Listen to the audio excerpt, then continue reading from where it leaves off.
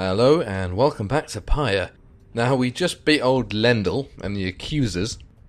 Fairly easy fight, but they're a bit tougher than before. They actually got hit in. Though that was possibly my own stupidity. What is this? Canvas wings. It's flight capable, which means you do not fully grasp yet. But we've unlocked another page about the Accusers, so we might be able to learn kind of what, how they formed it, or something like that, In the words of Hub the Swallow, the Accursed.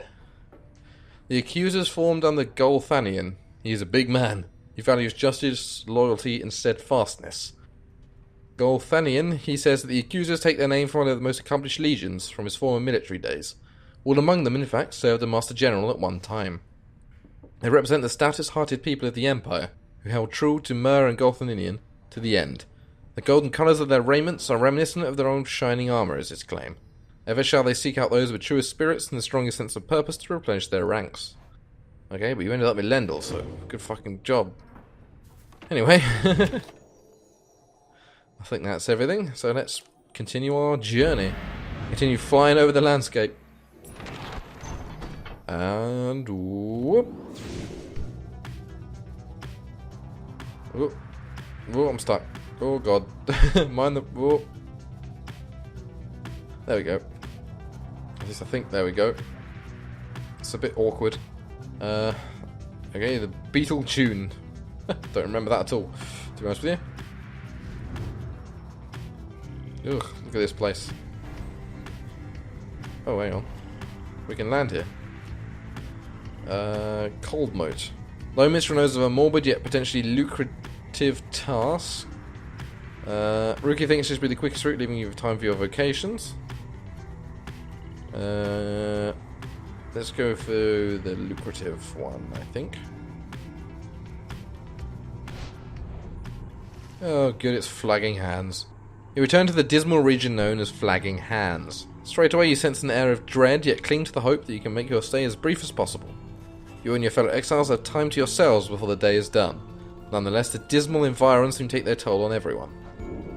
Yep. Bury the dead. They're beyond the Crystal 6 T-Zone now. Alright, let's read a page on the bloody Flagging Hands. In the words of Millith, Molten Millith, the Wild Witch, beyond the valley lies the Flagging Hands, which could be called a swamp if an entire sea could merely be a lake. Soon after our arrival, several of us fell into a dark despair, such were the environs. I found it rather fascinating, though. It held aspects reminiscent of the southern bogs we dwelt in as a tad. We grew accustomed to the dampness of the air and grew to savour certain twigs and beetles. It can be said that Flagging Hands are an acquired taste, recommendable for those of our same bent, or perhaps the downsized native imps.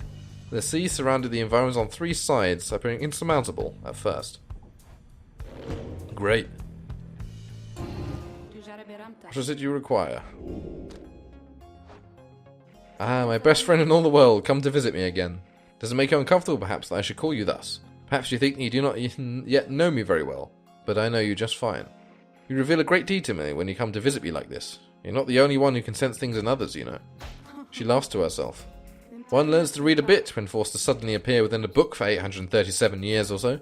Especially if one is wont to pry a little, you understand, for it gets rather boring here. I know all about you. A crippled scholar who vowed to help her friends be free again, only to end up spending all her time talking to an apparition stuck in a stone. Oh, I know all about your loves, or lack thereof, about your favourite pastimes, certain habits she may be somewhat loath to admit. Fear not, of course. I use this special knowledge only as means to entertain myself, I think. How dare you just keep my masturbation habits to yourself? And if you don't like it, why, just keep your distance like so many of your predecessors. As for the other Beyonders, they are as wraiths to me, and I must seem to all those idiots with whom you consort. I cannot confide as easily in my own kind as I am able to confide in you. But I suppose that I have said too much. Thank you as ever for the visit. You have given me a lot to think about, more than you know. I didn't say anything. Okay, let's try with Tizo. I doubt it's going to go well, but, You expressed an interest in the practice rites. Oh, I pressed the wrong thing. Oh, I didn't mean to do that. I don't want to do a practice rite.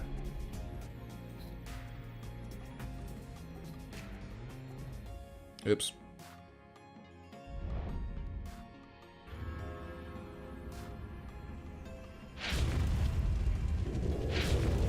Okay. I should end this now. This place, so we're back. Look there, our host approaches. Sandra appears and looks upon your fellow exiles. Welcome to the practice rites, the thing I didn't mean to do. Thanks, great to be back, love the decor, honest. Silence, Kerr. You're fortunate your reader summoned you again. You can use a little discipline. Now come forth and let us see how capable you are. I want to return to the wagon, please. Thank you. Don't need practice rights. I'm already slam dunking like a pro. I actually wanted the scribe trial, the thing that I'm going to do horribly at, because it's Tizo, and I really don't know how to use Tizo very well. Okay. Time seems to have experienced the vision. Cool beans. That's what I meant. There we go. Let's bring forth the imp. I dare think I remember something of that imp. He certainly stood out for his ilk, although that's not really saying much. Well, let's bring him forward. Tizo soon appears and heeds the summons. Tizo seems prepared for whatever lies ahead. It's probably because everyone told him that he gets sucked into the bloody book every now and then.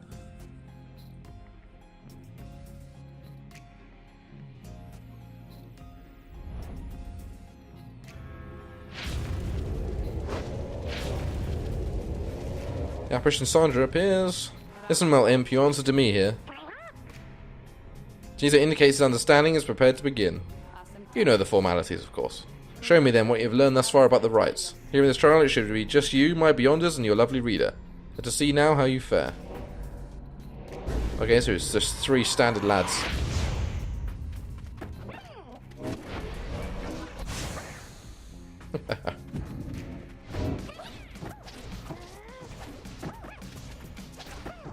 Gotcha! I love the little hang upside down thing he does.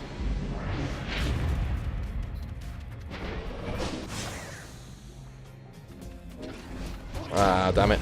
Gotta be careful, they're fast.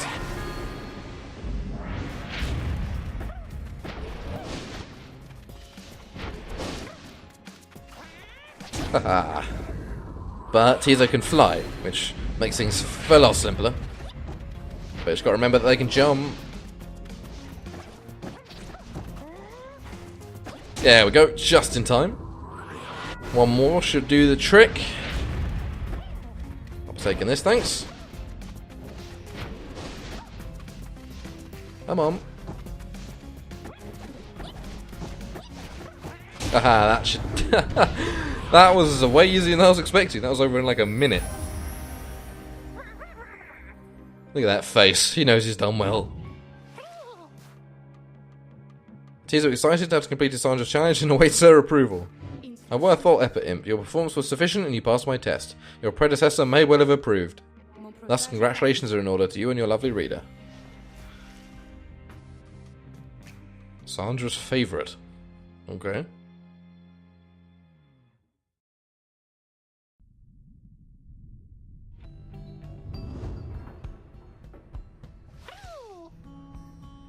It's happy to be back and wonders what it is that Sandra granted you.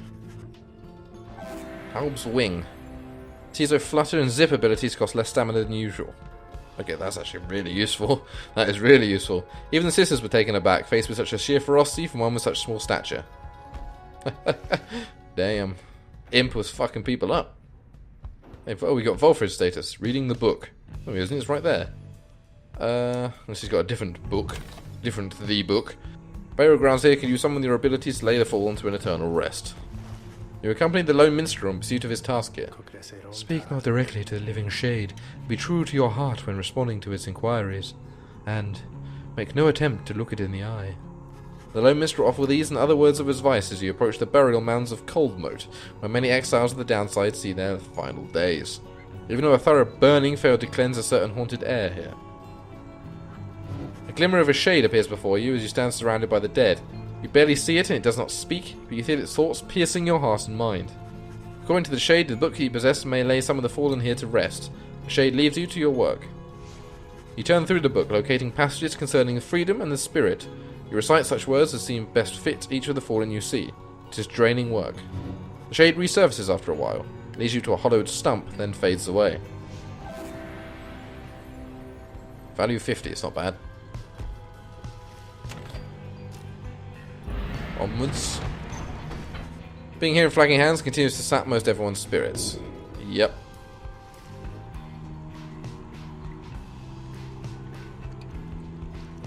Okay, ugh. I thought that was against the witch people, but it seems they've changed their locale a little bit.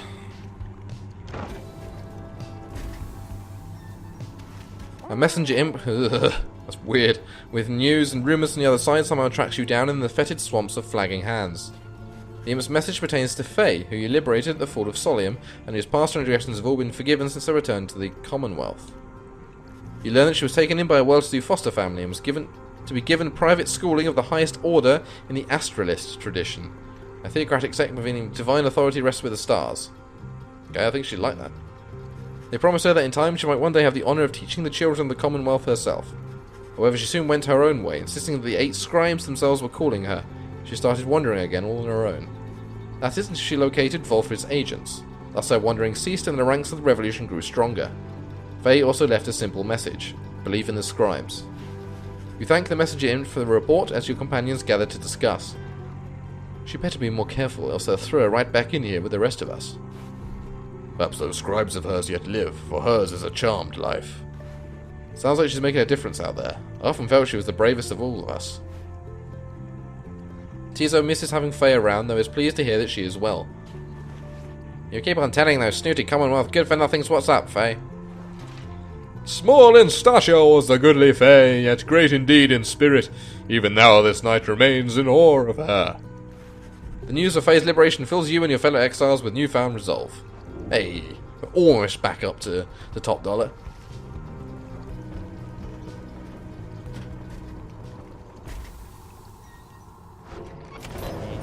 Okay. A Pit of Milithay and the Scribe's Deeds. Hey, it's you guys, and just I was thinking, hey, I haven't seen those guys in a little while. I wonder how they're doing, if they need to maybe purchase anything. Of course you were, Ron. Of course you were. Right dice. I want to keep that one. So Gilman jumps farther than normal? Nah. I'm going to be naughty and sell the special one. When they're flinging the orb, we don't usually fling the orb. Any adversaries banished by the bearer take longer to return. After dousing the adversary's pyre, the bearer's pyre is restored by up to 5. 2 presents. That's pretty good. I can't quite afford that one yet. Maybe it's best we save up a little bit. Although, I kind of want these big ones. Guaitais. Let's take a 3 and a 2. And we'll save the rest of our Stardust. Is that what it's called? Soul, sorry. Stardust for upgrading talismans. You guys really are my favourite customers, you know. Are we your only customers, Ron? Is that why? Are we literally... Where would you take that? Oh, new. Jadariel's biography, even. She was a seasoned captain serving on the Blood Border. One day she captured a flock of half fledglings. She refused to execute them. There she survived on her own and gained her horns. Is that just a thing that happens when you're down there? Okay. You got right. I think we can get you a better one actually. To hope. It's automatically gains 9. I think that one's probably best. You don't usually cast your aura that much, you're more of a runner. I'll use the 3 on that one, because that's a pretty good one actually. That's like kind of a, if you make a mistake you can come back from it, sort of thing. Get you in there. What's your one? Plunging deal bonus damage. Yeah, we'll upgrade you. That's pretty good. Okay, let's read the pages that we got. I wish to be remembered not for boastfulness. Thus I refrain from detailing our exploits across the land, save to say that they were numerous. Know that only through our combined strength of arms and wit did we withstand this savage land, such were the monstrous dangers that it posed. I came to see that all the terrors which I heard at bedside in my youth were based entirely in fact. So great they were, they blotted out the sky. Such was the evil that we vanquished, that the remnants of it yet shine under the stars. And in the end, it was the stars which guided us towards our truest calling.